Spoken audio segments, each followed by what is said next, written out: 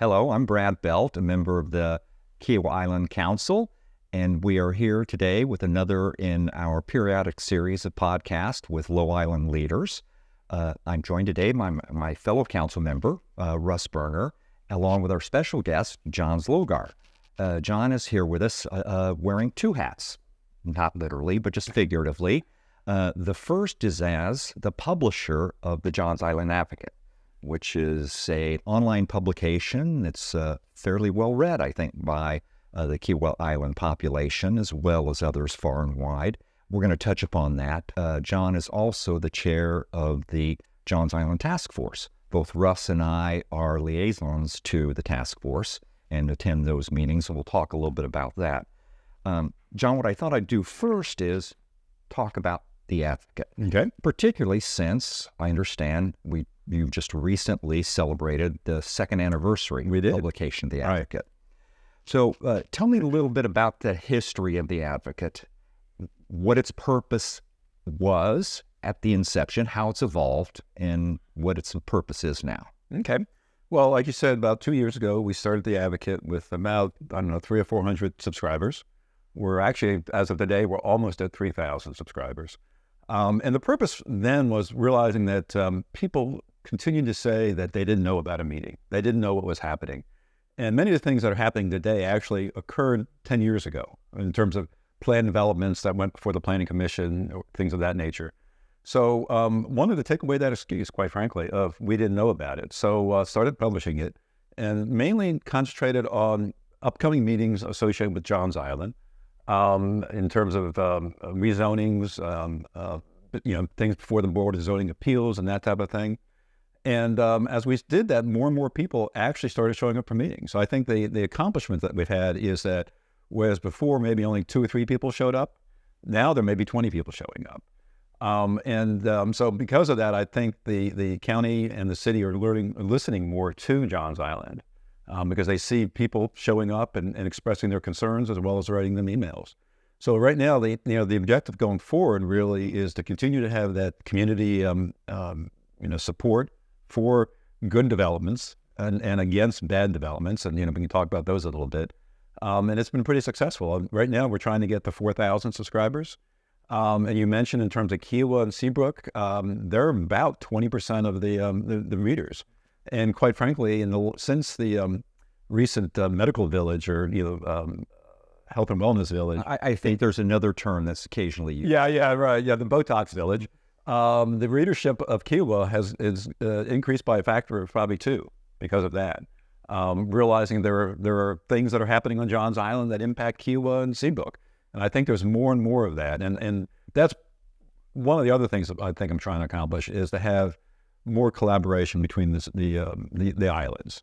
For the longest time, it was an adversarial relationship. I think people now realizing we're all in the same boat. Well, it is called the Advocate. Mm-hmm. So it's advocating a point of view. It's information rich, but it is advocating a point. That's of view. Absolutely true. What is the point of view? Yeah, and as you said, and I've had people write, I should only talk about facts and not advocate. And I said, well, that's the name of the publication, the Advocate. So probably 80-90% of it is upcoming meetings. This is happening, that type of thing. But the other part of it is, okay, there's a meeting.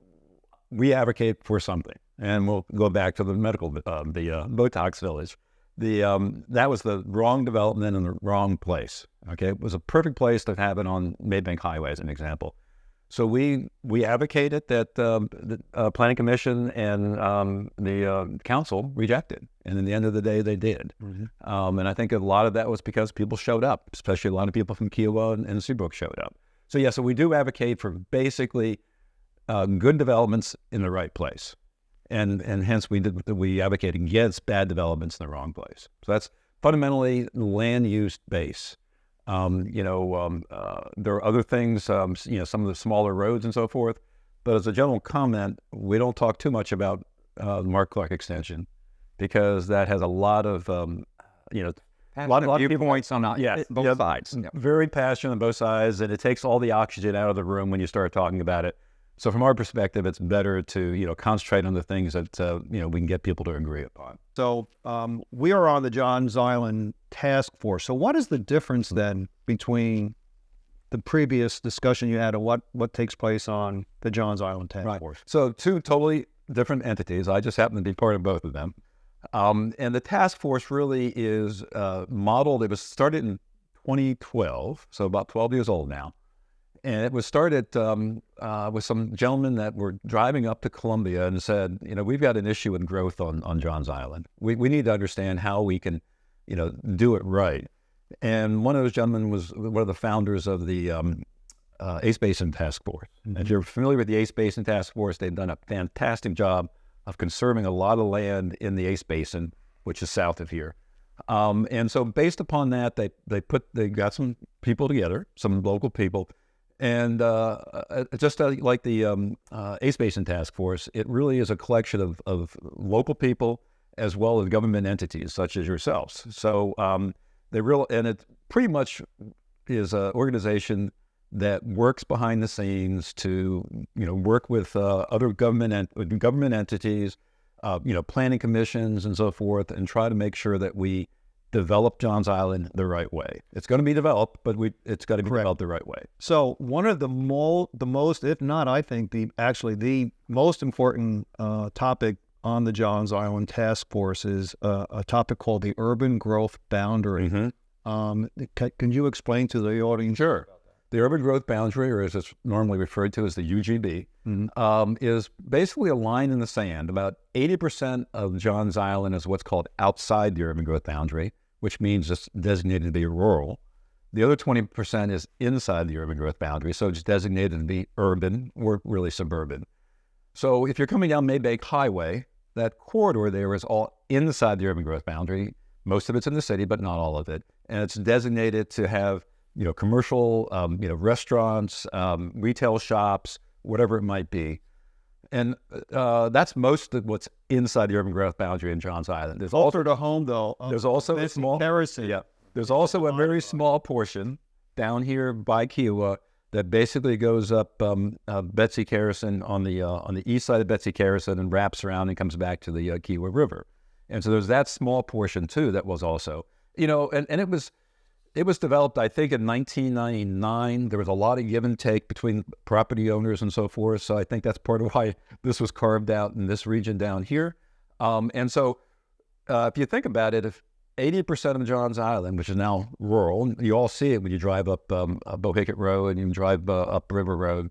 If all that were developed like Maybank Highway, just think about the amount of traffic you would have. Just think about of congestion. Just think about everything you would have. So maintaining that urban growth boundary and the zoning behind it, the rural zoning behind it, really is one of the critical things that we're trying to accomplish. Now, one of this probably in my mind, the second most important thing that we discuss at the Johns Island Task Force is just what you just referenced, is traffic. Mm-hmm. And there's a number of projects that are ongoing that I'd like you just to discuss about, because they're very important to the community here, particularly with respect to when we have to evacuate for a hurricane. So I would like you to explain to the audience the various projects that are going on, particularly where the forks are along Maybank. Yeah. So if we talk about what's funded right now, the thing that's funded and furthest along is the Main and 17 flyover, as it's called. Basically, Main Road from Bees Ferry to River Road, River Chisholm Road. That whole area is called Main Road Corridor Segment A, otherwise known as the flyover. And that is funded, and they hope to have it under contract by the end of this year, but it's still a 3-ish year type of project to get that accomplished. So that's the first thing. And if you ever come down Savannah Highway to make a left on the main road in the evening, you'll know why it's very important. I mean, it just stacks up beyond belief. Sure. The other thing that's about to be opened is the Northern Pitchfork. Correct. I think it's March something. And this March is going to be a ribbon cutting of it. And that's on Maybank, just between the bridge and River Road. Yes, where the infamous light was recently put in at Fenwick Hall Alley. Mm-hmm. And so they all, as part of that, they're doing a restriping. They did a restriping. That's now done of Maybank.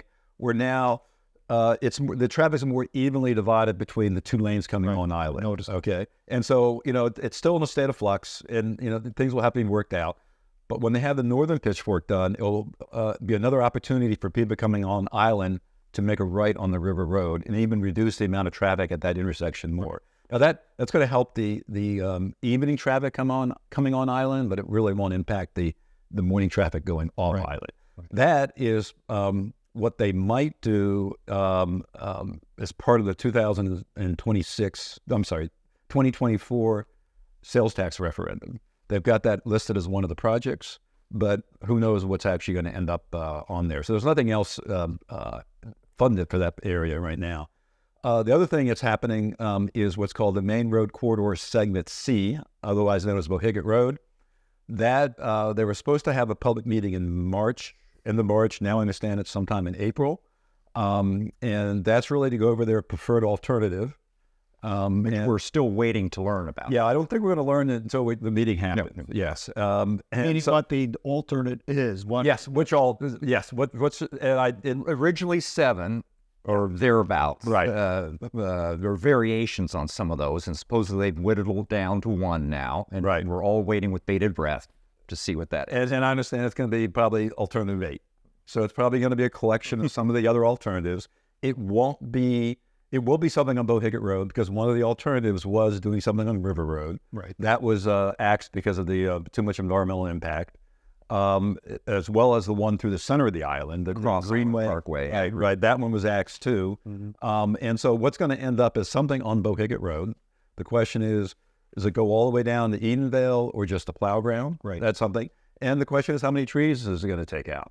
Because that's dear to everybody's hearts on this island. It is, and I read that part of the alternate potentially or likely will be the addition of bike lanes going up Bohicket, which means, and part of what I wanted to get out to the community, it's going to be a significant expansion or widening, I should say, of Bohicket from Maybank down to either Plowground or Edenvale. Right. Yeah.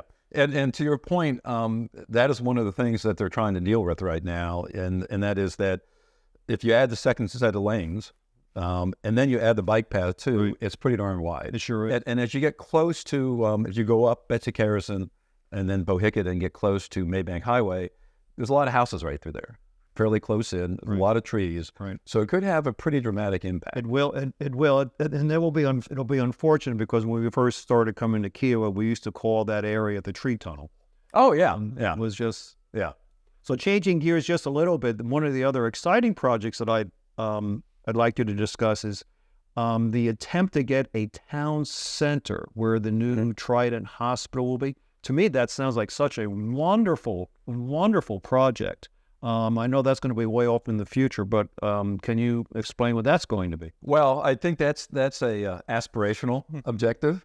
Trident has announced that they're going to come and put their basically emergency room there, and it's going to be several years before they actually put a hospital.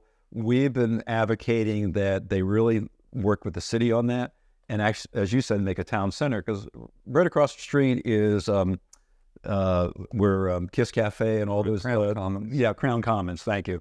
And it's already half of a town center. If you put something else on the other side and have a roundabout there and have bike paths back and forth, have connectivity to Cane/Slash Road. Correct. And so we'll see how that works out. I'm really talked with Trident several times that they need to think the big picture and not just as I've told them, not just plunk a hotel there, hospital down there, but how's there some public amenities and how does it really enhance the community? But that thought process has to start now, and the fact that you and others on the task force are starting to have those communications for that concept of the town center is wonderful, because it's not going to happen in the future unless we start talking about it. That's exactly correct. Whether it's any type of development is like that. John, and two things in that regard. One, just to note, we're actually going to have the Trident COO at the next town council meeting, so we'll have a chance to talk about some of these issues as well. But the other issue, you talked about connectivity.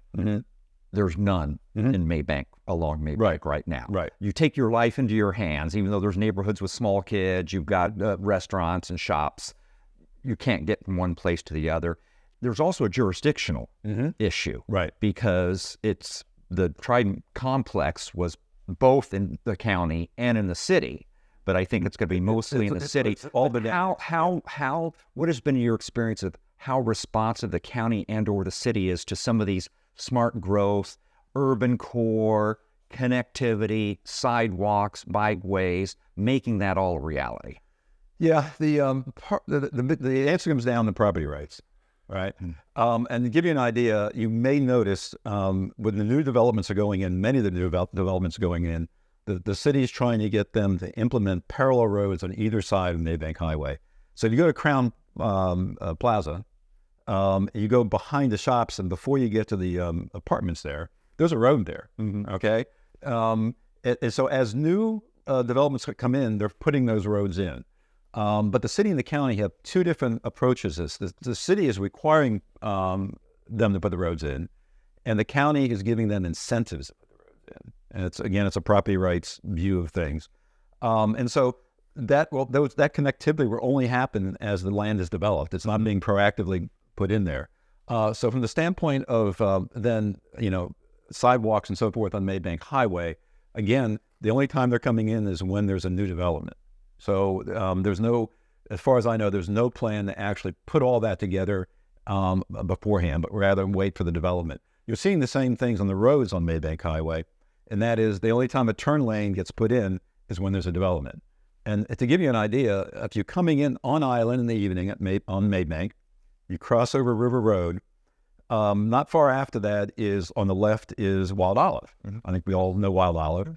Well, traffic backs up through the light because people are trying to make a left into Wild Olive or one of those other places. There's not a left-hand turn lane. And so all the county's got to do is put a turn lane in there, and you can actually improve the traffic at that intersection. But that's not something that's on their, as far as I know, on their roadmap today. I think it's something that may be further down when they make a much larger improvement. And that's part of the issue, is that folks that, like us, that travel on these roads all the time, I think we can recognize there are certain things that could be done for fairly small amounts, for a fairly small amount of money. Okay, Inexpensively, yeah. Yeah, and so people sometimes get wrapped up in the huge projects, whereas if you drive on the road, you go, there needs to be something here. Another example, there's no left-hand turn lane into the post office. It always gets backed up, right? Just little things that you can do that could help. They're not being done, unfortunately. So what do we do about that? You talk to your council person. For you, it's Jenny Honeycutt. For me, it's Joe Boykin. Both of them have, Joe's probably got 90% of the island. Jenny's probably got 10% of the island. Just need to talk to them and communicate to them. And most of the time you'll hear, quote unquote, we're waiting on the money, we don't have the money. But again, a turn lane here, a turn lane there. It's not a lot of money. We're not talking about $1 billion or $2 billion. We're talking about much smaller amount of money. Right. So definitely talk to Councilman Honeycutt and Boykin, depending upon which district you're in. So looking into your crystal ball, what's going to happen with the 526 extension? No idea. No idea whatsoever. There's going to be a lot of discussions, I think, about it. If the referendum passes, it will happen. But if it does happen, it's probably 8, 10, 12 years away from happening. Certainly. So, and John, could you talk a little bit about the kind of conservation on Johns Island? Conservation organizations are a critical part of the Johns Island Task Force. Right. The advocates also been very involved in advocating for the protection of grand trees. And there have been some steps proposed by the county that would perhaps lessen the opportunity for the community to have input on grand tree protection. Both what you see happening with regard to protecting what kind of the natural landscape is, and the conservation efforts that you know about and that are forthcoming, that our community should be aware of. Okay. Well, I mentioned the urban growth boundary, the UGB, and you really, in order to maintain what we have outside the UGB, we really need to maintain zoning as it is and not upzone. But it only takes 5 votes on council to change that. We saw at the medical village, which is actually inside the urban growth boundary, but it's adjacent to it. It barely squeaked by that they denied it. So at the end of the day, the way to protect what we have out here is through conservation easements. Conservation easements are permanent. They're in perpetuity. Basically, it says that a landowner says, I've got 10 acres. I only want to put one house here, even though I could put 10 houses. So I'm going to put an easement on it. I'll get a tax benefit associated with that. And then in perpetuity, there can only be one house there. So the key thing is to get conservation easements on land. And I know I applaud the Kiowa Conservancy for coming outside the gate and starting coming up Betsy Carrison and starting to work with the Greenbelt program to acquire land and move up there. Now, they are concentrated, rightfully so, on kind of the Kiowa River watershed. The rest of the island, the Low Country Land Trust is working that. And we meet with the Low Country Land Trust regularly and go over their list of opportunities, which we can't really discuss in public. But they are actively trying to acquire more and more land. But it takes, there's only so much money that there's out there that do that. So it takes willing landowners to basically donate easements. And if you look at Waimala, I forget the percentage of Waimala, but it's like 40% of Waimala is conserved land. And it's a much smaller percentage on Johns Island. And really, outside the urban growth boundary, we need landowners to say, yep, I love what we have here. I want my grandchildren to have what we have here, and I want to conserve this land.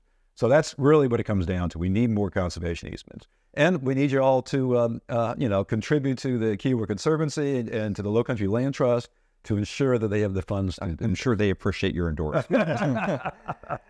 So what was one of your biggest success stories? I was going to mention the Bohicket expansion that didn't go through, but are there any others that you would like to brag about? Well, a lot of them. So there's two different types of achievements. One is the whack-a-mole one, right? A bad development comes up, and it's like, come on, guys, this is the wrong place. Good developments come up, we support them, right? The other one, though, is the more meaningful one, and that is the zoning ordinances and the comprehensive plans. Okay, so we've worked extensively with the city and the county on both of those. The county did a rewrite of their zoning ordinances about 3 or 4 years ago, and let me give you an example. They were going to do upzoning outside the urban growth boundary. We went and did an analysis of that and showed, and I forget the actual number, it was like 4,000 or 5,000 houses.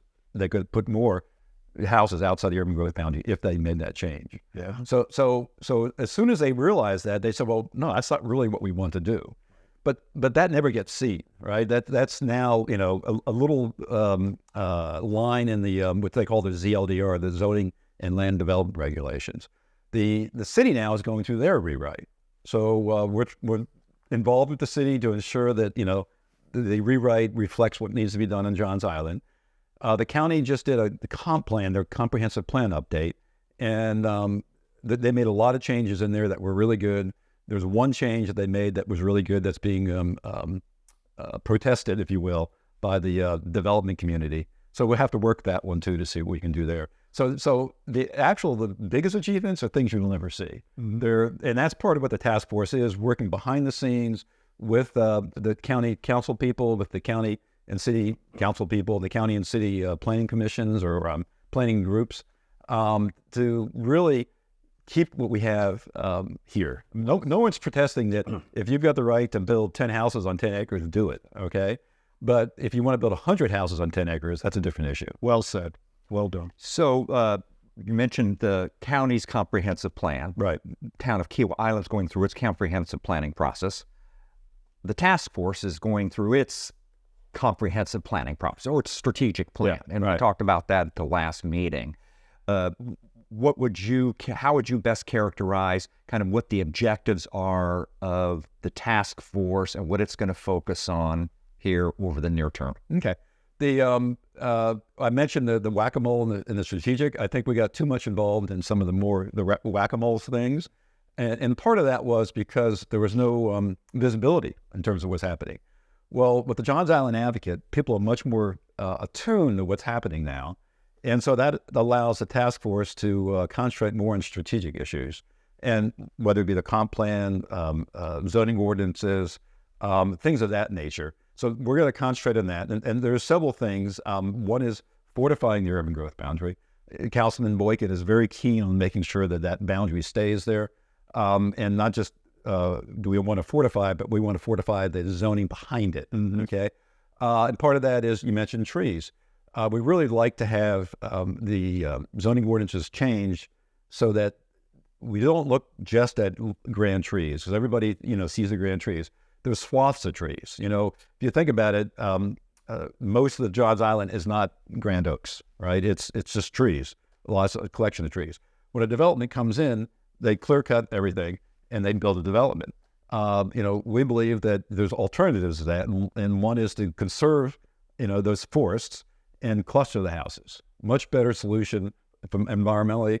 You got wildlife corridors, you got areas that can absorb the water events, hurricanes, whatever it might be.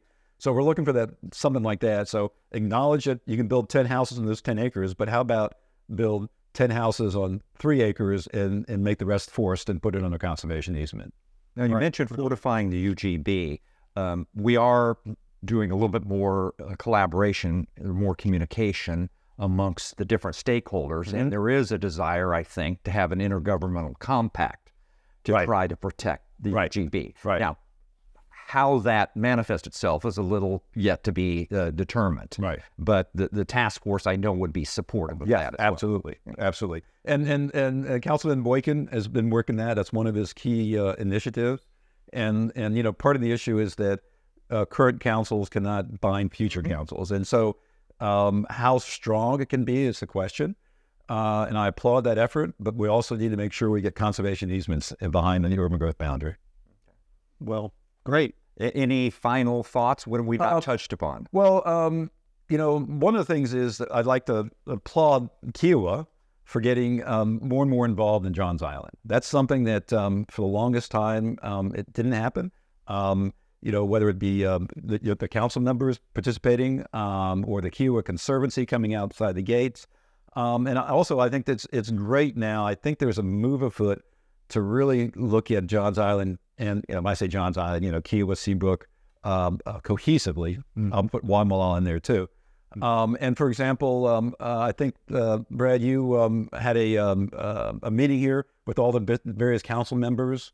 I think that I watched. I was there. I think it was a great meeting. I can't tell you the last time there was a meeting with people from Seabrook, Kiowa, Johns Island, the city, the county. It was a really good meeting to have everybody there and have people answer questions. I think that's going to be carried on by the Johns Island Council, which is it's not a government entity. It's a local, more public-facing group. I think in April they're going to have that, and I think their plans are to have one of those every quarter or every 2 quarters, which is great because it gives people an opportunity cohesively to ask people questions. Wonderful. I mean, you're not just asking a state person and then they say, well, it's not my jurisdiction. You got to ask somebody else. You have everybody in one spot at one time. All the answered people are there. Yes. So I think that's great. I just continue to encourage y'all to continue to come outside the gate. And there's a lot of stuff out here that will impact you, whether it be roads or schools or whatever else. But continue what you guys are doing. And I hope you stay where you are. Yes. Great discussion. Thanks for joining us. Want to commend to anybody's attention the Johns Island Advocate. Whether you necessarily agree with every viewpoint expressed, it is information rich. You do learn a lot about governance and development issues that impact all of us. But thank you, John, for joining us. Really appreciate it. Thank you, guys. Thanks for coming out this way. Appreciate it. Thank you.